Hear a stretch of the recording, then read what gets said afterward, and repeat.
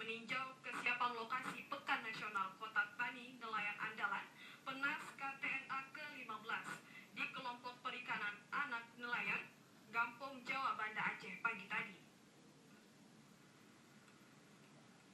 Gubernur Zaini Abdullah datang didampingi Kepala Dinas Kelautan dan Perikanan Aceh Tehdi Aludin dengan melihat kegiatan tarik pukat yang akan ditunjukkan saat acara nanti.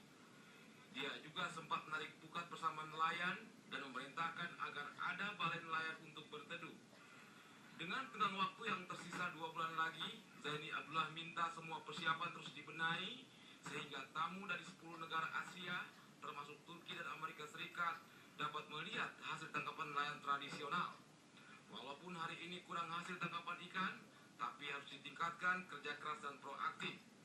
Sebagaimana diketahui menurut Zaini Abdullah, Aceh menjadi tuan rumah Penas KTNA ke-15 pada 6 hingga 11 Mei 2017 dan dibuka Presiden Jokowi.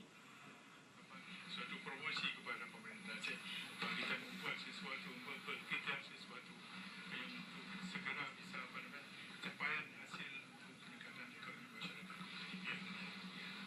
Dan tadi sudah melihat Pak Gubernur sendiri kesiapan kita di sini, dan kita harapkan nanti kita terus benahi depan ini untuk kita tunjukkan kepada tamu-tamu kita yang kita rencanakan. Tamu kita nanti dari 10 negara Asia dan juga ada tinjauan dari informasi dari negara Turki dan Amerika nanti kembali.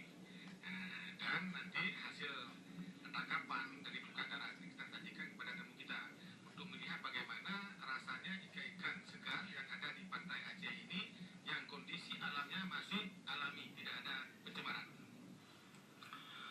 Menurut Kepala Dinas Kelautan dan Perikanan Aceh Tehdi Aludin, tidak semua negara ada sistem penangkapan seperti ini dan terus dilestarikan.